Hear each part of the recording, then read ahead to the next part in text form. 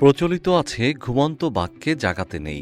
বাঘ নয়, এবার ঘুমন্ত ভাল্লুককে জাগাতে গিয়ে বিপাকে পড়েছেন নরওয়ের এক নাগরিক। ভাল্লুকের ঘুম ভাঙাতে গিয়ে যে পকেট থেকে একটানে লাখ লাখ টাকা খসে যাবে তা হয়তো তিনি কল্পনাও করেননি।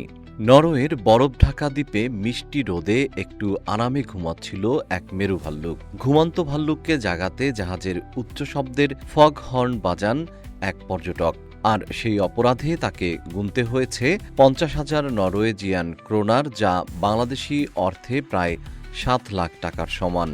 সম্প্রতি উত্তর গোলার্ধ থেকে 620 মাইল দূরে অবস্থিত নরওয়ের নির্জন সেলবার্ট দ্বীপপুঞ্জে ঘটেছে এই হাস্যরসাত্মক ঘটনা।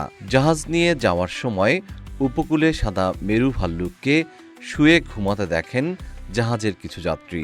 ঘুমন্ত ভাল্লুককে আরেকটু কাছ থেকে দেখতে জাহাজে থাকা এক ব্যক্তি হঠাৎই তীব্র শব্দে ফগহর্ন বাজিয়ে ওঠেন।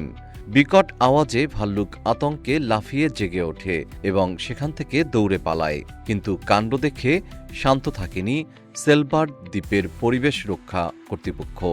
সেলবার্টদের কঠোর পরিবেশ সুরক্ষা আইনে মেরু ভাল্লুক সহ বন্য প্রাণীকে বিরক্ত বা উস্কানি দেওয়া দণ্ডনীয় অপরাধ। অভিযুক্ত পর্যটক নিজের ভুল স্বীকার করে জরিমানা পরিশোধ করেছেন।